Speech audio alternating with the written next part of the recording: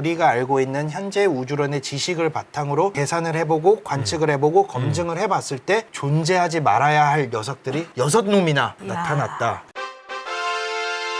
인사 시간도 많습니다. 여러분의 시간을 낭비해드릴 느리지만 쿨한 과학 랩미팅입니다. 반갑습니다, 교수님들. 반갑습니다. 반갑습니다. 저희 2월 초에 제임스 웹 소식에 대해서 한번 전달을 해드리지 않았습니까? 아, 맞죠. 그 사이에 또 엄청나게 많은 뉴스가 나왔는데 오. 사실 저번에 우리가 한번 언급하기는 했었는데 거기에 관련된 후속 연구가 나왔어요. 그러니까요. 오늘 한 네. 3가지 소식을 먼저 준비를 했습니다.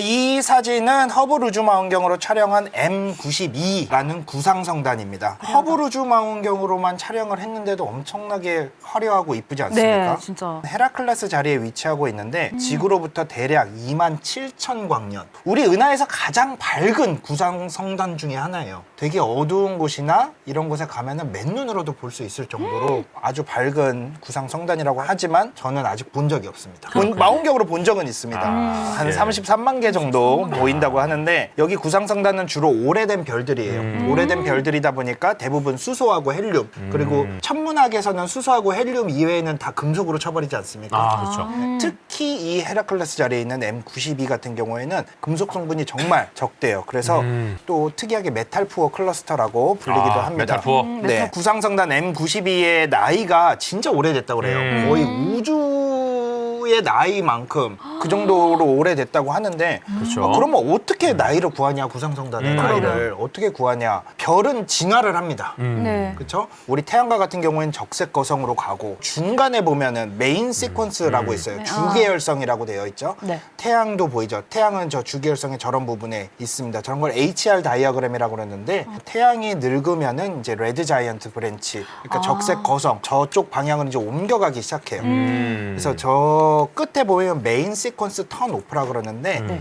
별들이 저쪽에서 이제 방향을 틀어서 오른쪽으로 진화를 하게 됩니다. 그래서 맨 왼쪽 위에가 M92라고 그래서 방금 우리가 봤던 헤라클레스 자리의 구상성단인데 저 꺾이는 지점이 언제냐, 저 꺾이는 지점의 광도라든지 그런 것들을 바탕으로 해서 나이를 구할 수가 있습니다. 물론 가정이 들어가야 돼요. 네. 모든 별들이 같은 거리에 있고 같은 시대에 태어났다라는 가정 하에 이런 식으로 구상성단의 나이를 구합니다. 그렇게 해서 제임스 웹은 어떻게 관측을 했는지 보겠습니다. 뭔가 기대했던 거와는 조금은 다른 네. 구상성단의 모습입니다. 가운데가 잘렸죠? 예. 네. 네. 사실은 의도한 바 자른 겁니다. 아까 M92 사진을 보시면은 가운데가 너무 밝았잖아요.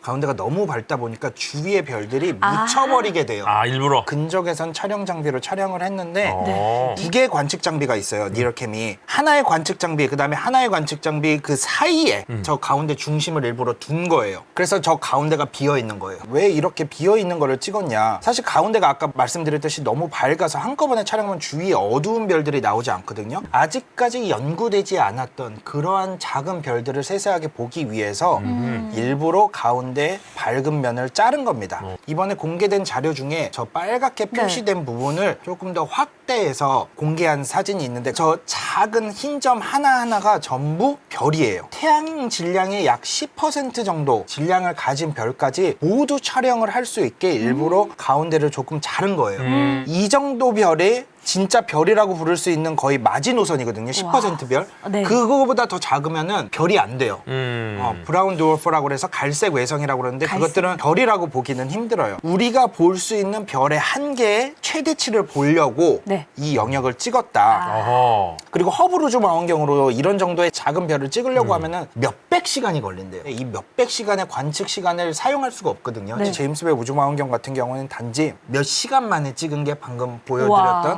와. 그 정도 거의 제임스 웹 우주 망원경의 관측 한계를 시험해 볼 수 있는 정말 좋은 데이터고요. 그럼 이런 작은 별 연구가 왜 필요한가? 예. 기본적으로 우리 우주에서 이런 작은 별들이 대다수예요. 우리 태양도 거의 탑 10%, 15% 안에 드는 무거운 별 중에 하나거든요. 그래서 이론적인 관점에서는 우리 태양 질량이 약 50% 정도 되는 별을 관측 데이터가 많지 않아요.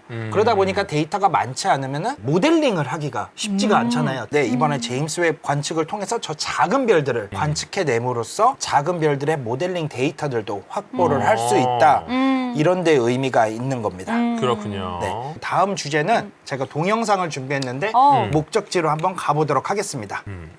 와, 이런 거 너무 좋아. 남반구 하늘에 조각가 자리 조각가 근처입니다. 자리. 네, 조각가 자리 근처입니다. 야, 이런 거 한번 보면 또 꿀잠인데 진짜. 아, 여기까지는 기존 데이터. 어허. 제임스 웹 우주망원경이 아닌 여기까지요? 기존의 데이터인데 이제 점점 오, 별이 이게 바뀌기 시작. 시작합니다. 네, 해상도가 엄청 달라져, 해상도 달라져. 어. 디테일해지기 시작했다. 이렇게 아무것도 없는 계속 저 가운데를 보는데 와, 어머. 나와. 이거는 허블 우주망원경의 관측 자료고요. 나와. 여기서부터 조금 더 선명해지기 시작합니다. 여기서 더 요거 제임스 예. 아닌가요? 요거는 이제 네. 제임스 웹. 이제 슬슬 많이 아, 이 사진이 얼마나 대단한 사진인지 한번 보여드리도록 하겠습니다. 이게 아까 보여드렸던 그 마지막 장면입니다. 시그니처 마크 있죠? 탈각 회절 스파이크. 지금 저 시야에 별 하나만 있는 거예요. 그러니까 얼마나 깊은 데를 예. 보고 있는지를 알고 있는데 사실 이 은하는 저번에 한번 소개를 해드린 적이 있어요. 판도라 은하단이라고 아베 리칠 사사라고 예전에 제임스 웹 소개해드릴 때 한번 소개해드린 적이 있는데 남반구 조각가 자리 근처이고 약 35억 광년, 35억 년 전의 모습을 우리가 지금 보고 있는 곳입니다.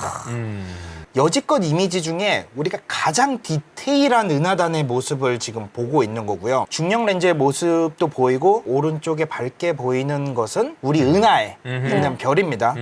중력 렌즈로 나타나는 은하들은 사실 주로 매우 먼 곳에 있는 보이지 말아야 될 또 아주 어두운 은하들인데 이 사진 하나가 185메가예요. 그래서 해상도가. 사진을 다운받아서 확대해 보시면 끝없이 확대해 보실 수 있어요. 오, 재밌겠다. 내가 보고 싶은 만큼 확대해 보셔도 은하의 모습을 확인하실 수가 있습니다.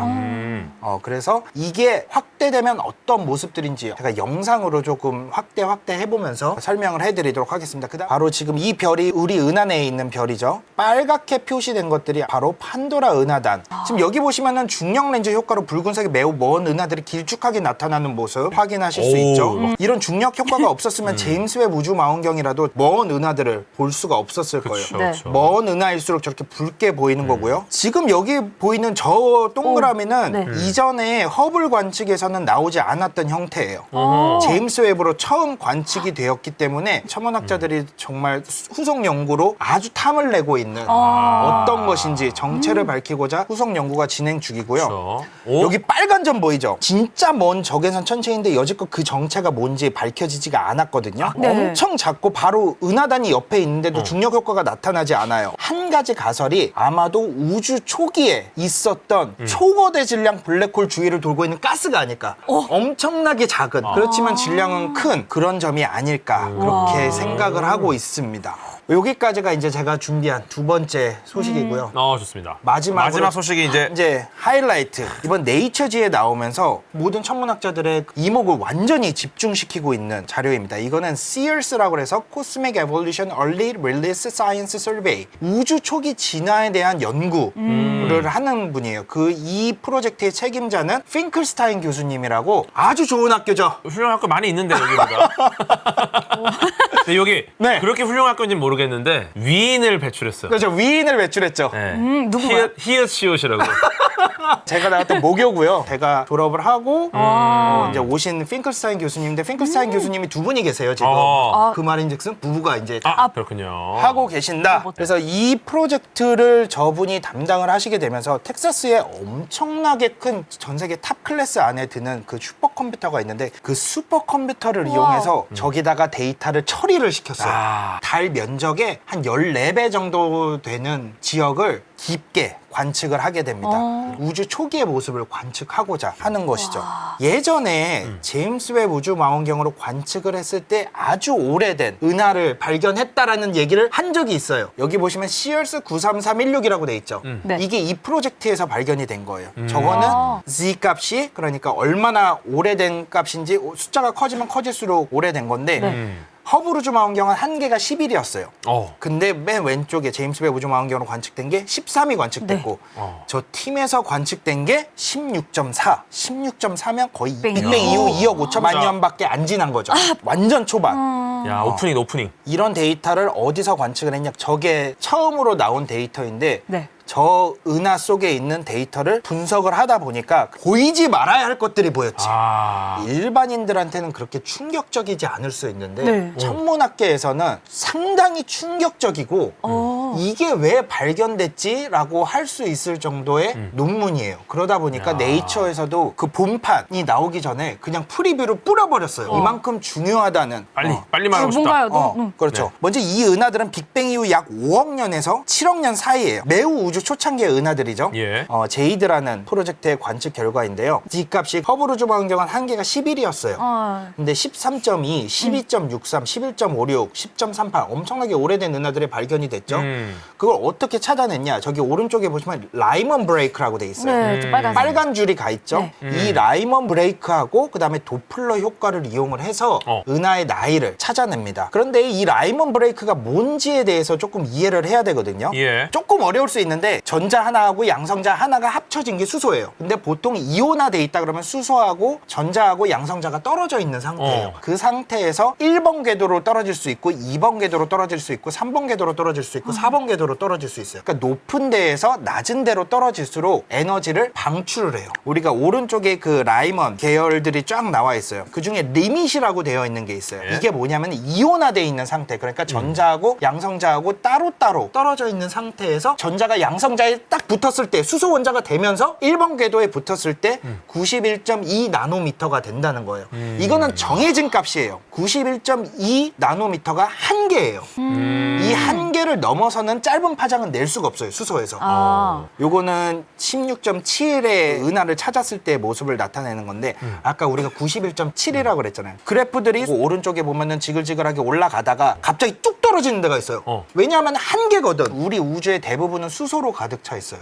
수소로 가득 차 있기 때문에 수소에서 나오는 에너지들이 대부분이에요. 저기가 바로 라이먼 브레이크라고 그래요. 원래는 아까 뭐라고 그래야 됐죠? 그 파장이 라이먼 브레이크 파장은 91.2 나노미터가 나와야 되는데 이 파장이 점점 늘어나다 보니까 비교를 해보는 거죠. 91.2하고 이게 얼마만큼 늘어났는지. 지금 보면 한 2050 정도 돼요. 2100 정도. 91.2에서 2100까지 늘어난 거야. 그러면 이게 엄청 많이 늘어났잖아요. 네. 그쵸. 엄청 많이 늘어났다. 요거를 계산을 하면 G값을 구할 수가 있습니다.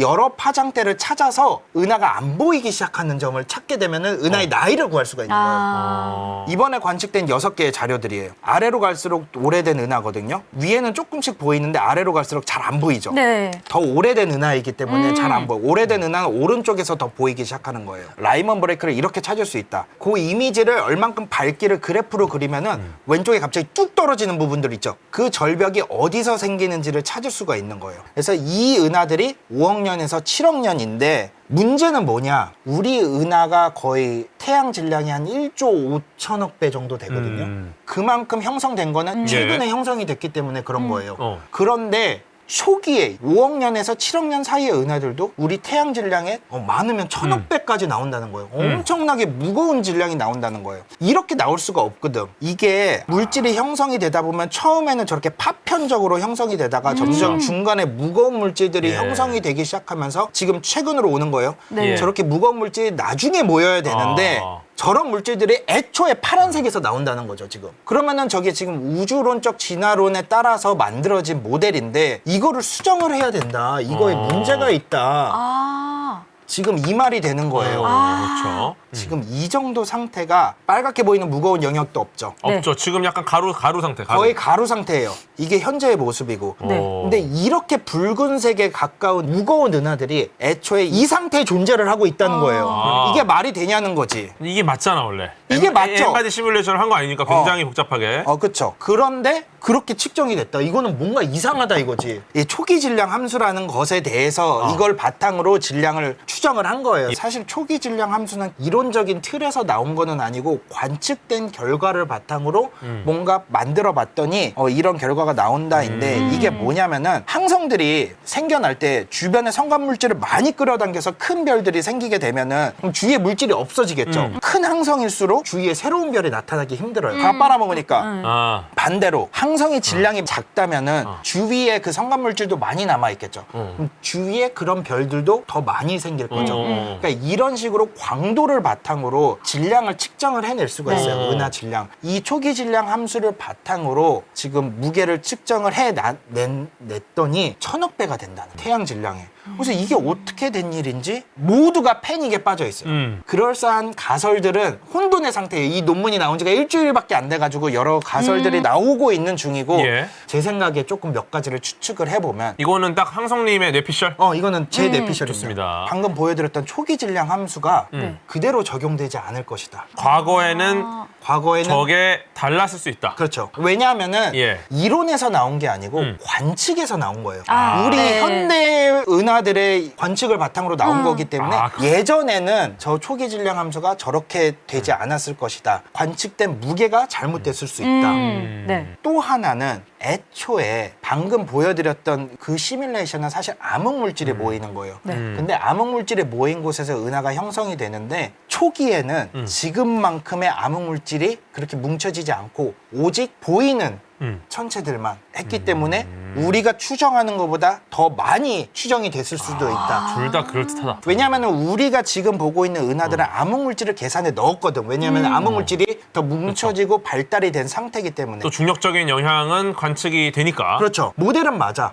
근데 암흑 물질이 은하의 무게에 큰 영향을 상대적으로 못 미칠 수도 있는 거죠. 순전히 가설인 거예요. 그렇죠. 여러 가지 가설들을 세우고 지금보다 암흑 물질이 우리 은하에서 무게를 차지하고 있는 영향력이 적을 수 있다. 또 하나는 네. 1세대 별들은 엄청나게 크고 엄청나게 밝았어요. 그리고 그 별들이 내는 밝기의 광도를 우리가 잘못 계산하고 잘못 계산했다. 있어. 왜냐하면 우리는 그런 별들을 아직 관측을 한 적이 없기 때문에 그 광도를 잘못 계산해서 잘못된 광도를 바탕으로 잘못된 질량을 추정을 했을 수도 있다. 또 하나의 가설은 진짜로 뭐가 잘못됐다. 우주론이 잘못됐다. 근데 이런 망한 거다. 이 6개가 관측이 되면서 제임스 웹에 올라가서 관측을 시작한 지 1년도 안 되는 사이에 우주론을 지금 뒤바꾸고 있습니다. 물론 추가 관측이 필요해요. 적색 편입값이 옳은지, 이 은하들의 나이가 맞는지, 요 모든 것들을 추가 검증해야 되는 절차들이 남아 있어요. 하지만 우리가 알고 있는 현재 우주론의 지식을 바탕으로 계산을 해보고 관측을 해보고 검증을 해봤을 때 존재하지 말아야 할 녀석들이 6놈이나 나타났다. 지금 천문학계에서 아주 크게 핫한 그렇겠네요, 이슈가 되고 진짜. 있고 네이처에서도 이게 큰일이다. 중요하다. 그래서 지금 프리뷰로 논문을 내놓은 상태입니다. 아하. 제가 준비한 제임스 웹 소식은 여기까지였습니다. 네, 여기까지였습니다. 인사할 시간도 많습니다. 여러분의 시간을 낭비해드릴 느리지만 쿨한 과학 랩미팅이었습니다. 감사합니다, 교수님들. 감사합니다. 바이.